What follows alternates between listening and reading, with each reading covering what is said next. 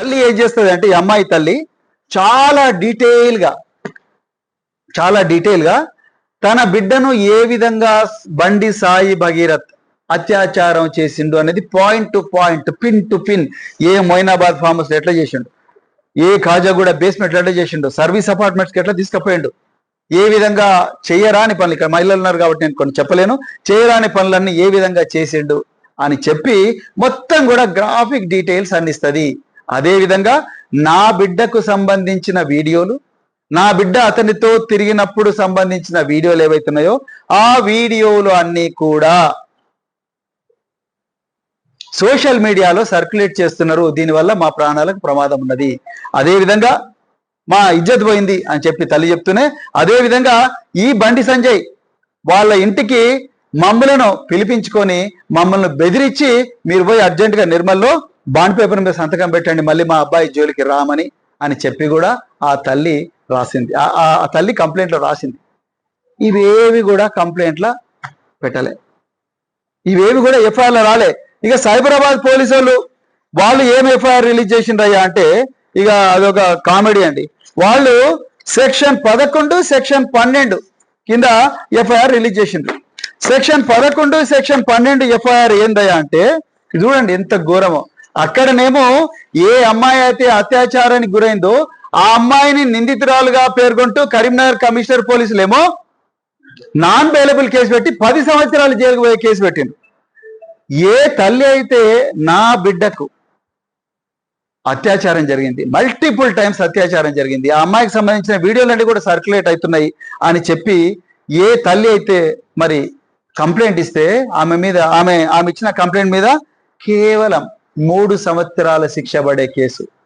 బండి సాయి భగీరథ్ అనే తోడు పోలీస్ స్టేషన్కు రాగానే బెయిల్ ఇస్తారు, వానికి పంపించేస్తారు. ఆ విధంగా వానికి బెయిల్ వచ్చినట్టుగా చూసిండ్రు, పంపించేసి. అంటే వాడు ఆ కేసు రిజిస్టర్ చేసి వాడు దొరకలే. సో సెక్షన్ 11, 12 పెట్టిండ్రు. మరి సెక్షన్ 11, 12 పోక్సోలో పెడితే 3 సంవత్సరాల జైలు శిక్షనే, అది స్టేషన్ బెయిల్ ఇవ్వచ్చు. అక్కడనేమో మైనర్ బాలిక మీద, మైనర్ బాలిక తండ్రి మీద, మైనర్ బాలిక తల్లి మీద ఆ విధంగా చేసిండ్రు.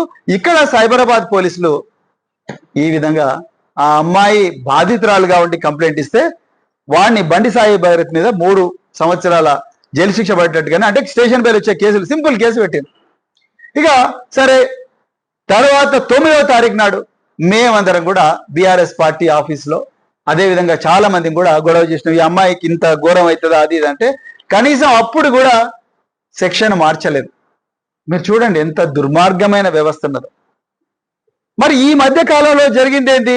మరి తెలివైన పోలీస్ ఆఫీసర్లు అయితే ఏం చేస్తారు, వెంటనే వాడిని లుక్అవుట్ సర్క్యులర్ అన్ని ఎయిర్పోర్ట్లకు, అన్ని నౌకాశ్రయాలకు ఒక నోటీసు పంపించి ఇంత దుర్మార్గుడు వీడు, సాయింధవుడు వీడు, కీచకుడు వీడుంటే అమ్మాయిల ప్రాణాలు ప్రమాదంలో పడతాయి, వాళ్ళకి రక్షణ ఉండదు, అందుకొరకు వీడు ఎక్కడ దొరికినా పట్టుకోండి అని చెప్పి ఇవ్వాల్సిన నోటీస్ ఇవ్వలేదు. ఈ అమ్మాయి స్టేట్మెంట్ మెజిస్ట్రేట్ ముందర రికార్డ్ చేయలేదు. ఈ అమ్మాయి తల్లి స్టేట్మెంట్ మెజిస్ట్రేట్ ముందర రికార్డ్ చేయలేదు. ఈ అమ్మాయిని మెడికల్ ఎగ్జామినేషన్ కు పంపించలేదు. వాడి సెల్ ఫోన్ డీటెయిల్స్ తీసుకోలేదు. వీడి దోస్తులను అందరినీ కూడా గల్ల పట్టుకొని గుంజుకొని పేట్ బషీరాబాద్ పోలీస్ స్టేషన్లో పడాల్సి ఉండే. వాళ్ళ నాయన దగ్గరికి పోలేదు. వాళ్ళ నాయన ఎవరు? బండి సంజయ్. వాళ్ళ నాయన దగ్గరికి పోవాలిగా, పోలేదు. ఎందుకంటే అవతలోడు కేంద్ర హోంశాఖ సహాయ మంత్రి కాబట్టి. మీరు ఎంత ఘోరం చూడండి. సిగ్గు లేకుండా ఈ తెలంగాణ ముఖ్యమంత్రి రేవంత్ రెడ్డి గారు 11వ తారీఖు నాడు మధ్యాహ్నం నిద్రలేస్తాడు. ఈయన ఇన్సిడెంట్ ఎప్పుడైంది, పోలీసులు ఎప్పుడు రిపోర్ట్ అయింది? 8వ తారీఖు నాడు రిపోర్ట్ అయింది. 11వ తారీఖు నాడు మధ్యాహ్నం 2 గంటలకు ఈయన నిద్రలేసి అప్పుడు ఈయన అడుగుతాడు, ఏమయ్యా సివి ఆనంద్, ఏమయ్యా డీజీపీ, ఇంతవరకు ఏం కాలేదేంది అని అంటే డీజీపీ గారు ఏం చెప్తారు, సార్ ప్రధానమంత్రి వచ్చిండు తెలంగాణకు, అందుకొరకు పోలీసు వాళ్ళందరూ కూడా ఆ బందోబస్తుల్లో ఉన్నారు, ఈ కేసు గురించి మేము పట్టించుకోలేదు అంటారు. ఎవరి చెవుల పూలు పెడుతున్నారు రేవంత్ రెడ్డి గారు? మీరు హోంమంత్రిగా ప్రధానమంత్రి బందోబస్తుకు 1,00,000 మంది పోతారా? తెలంగాణ 1,00,000 మంది పోతారా? అసలు ఆయన సభకే 10,000 మంది కన్నా ఎక్కువ రాలే. 1,00,000 మంది పోలీసులు ఎట్లా పోతారంటే నాకు అర్థం కాదు. అगर పోయినరు అనుకోండి, ప్రధానమంత్రి సభ పక్క పోంటే ఏదైనా హత్య జరిగితే, ఏదైనా అత్యాచారం జరిగితే ప్రధానమంత్రి సభలో ఉన్నాం కాబట్టి మీ అత్యాచారానికి అత్యాచార ఇన్వెస్టిగేషన్ రామంటారా? మర్డర్ జరుగుతుంటే మర్డర్ ఇన్వెస్టిగేషన్ కు రామంటారా? మీరు ఏ విధంగా డీజీపీ గారు మీరు ఏ విధంగా చెప్తారు ఈ విషయం? ఇదంతా ఏందయ్యా అంటే అవతల బాధితురాల్ని భయపెట్టించడం కోసం, వాళ్ళ కుటుంబాన్ని భయపెట్టించడం కోసం మీరు